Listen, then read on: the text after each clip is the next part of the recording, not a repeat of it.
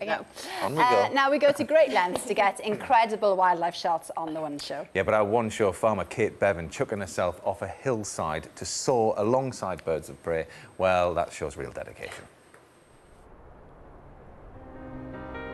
Over the hills and valleys of Wales, red kites, once almost extinct in Britain, are now a familiar sight. At our farm in Abergavenny, I've often seen red kites soaring and circling in the skies above. They glide effortlessly at great height, seeming to defy the laws of gravity. And today, I'm going to join them. Parahawking is an adventure activity combining paragliding and falconry. Paragliders are always looking for ever more inventive ways of staying in the air longer, something red kites do naturally. So who better to learn from than the true masters of the sky? I'd like to introduce you to somebody. This is Mr. Black. He's a 6-year-old hand-reared red kite, and together we're going to share a very special flying experience. Martin Cray is a parahawker. He's been flying with trained red kites for over 10 years. So Mr. Black here is a red kite. What makes red kites so special? Well, in the wild, a red kite spends a lot of its time soaring. They don't flap hardly at all. They've got a very big wingspan. They're very, very light. But most importantly, really, I think, is this tail. It's got a very, very long forked tail, which means that he can stay completely flat, but he just uses his tail like a rudder, and then he can go around. So he's much, much more efficient in a thermal than I am. And it's thermals that are the key to both paragliders and the red kite's aerial talent. A thermal is created as the sun heats the ground unevenly.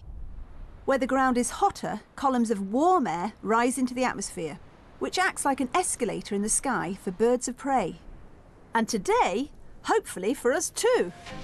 Oh, tight round the belly, isn't it? So red kites have got it easy. As you can see, we need a lot of equipment before we can get airborne. And over here is the hill we're about to jump off. I've never done this sort of thing before, and I've got to say, I'm a little bit nervous.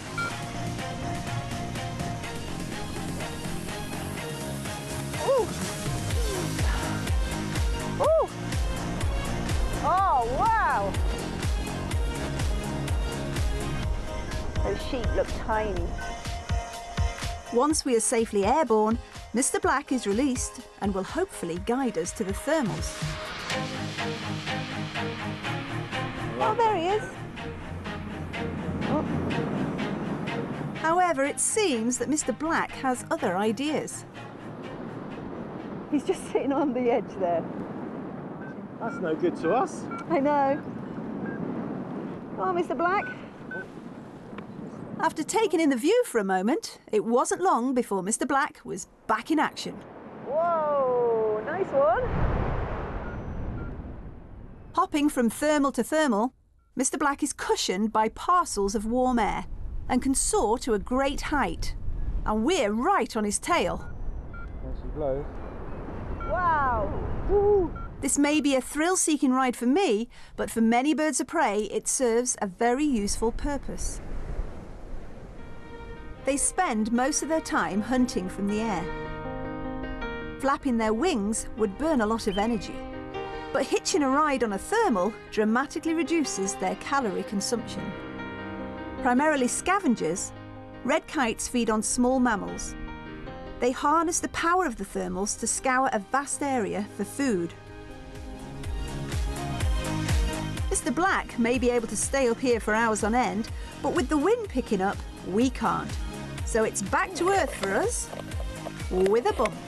Oh, that was amazing. You could really feel the thermals when you were going into them.